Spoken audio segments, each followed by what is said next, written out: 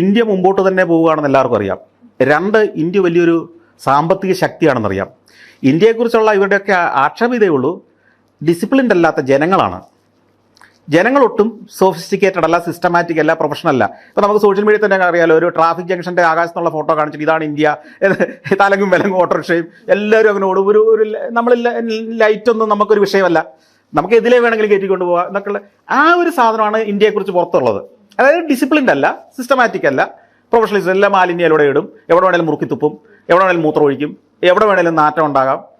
എന്നാൽ India as A market, ഞാൻ underline ചെയ്യുന്നു, ഇന്ത്യ ആസ് എ മാർക്കറ്റ്, ലോകത്തെ ഏറ്റവും വലിയ മാർക്കറ്റാണെന്ന് ഇവർക്കൊക്കെ അറിയാം. അതിൻ്റെ ബഹുമാനം, ഞാനൊരു കാര്യം ചോദിക്കട്ടെ, ഇന്ത്യൻ എക്സ്പ്രസ് ഏറ്റവും വിൽക്കുന്ന ഒരു സ്കൂളുണ്ടെന്നിരിക്കട്ടെ, അവരോട് നിങ്ങൾക്കൊരു ആദരവ് ഉണ്ടാവില്ലേ?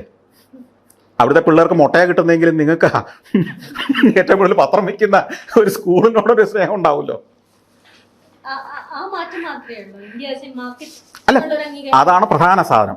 ഇപ്പോൾ അമേരിക്കൻ പ്രസിഡന്റ് ഇന്ത്യൻ പ്രധാനമന്ത്രിയെ ആദരിക്കുന്നത് ഇന്ത്യയുടെ സാമ്പത്തിക ശക്തിയും സൈനിക ശക്തിയുമാണ്.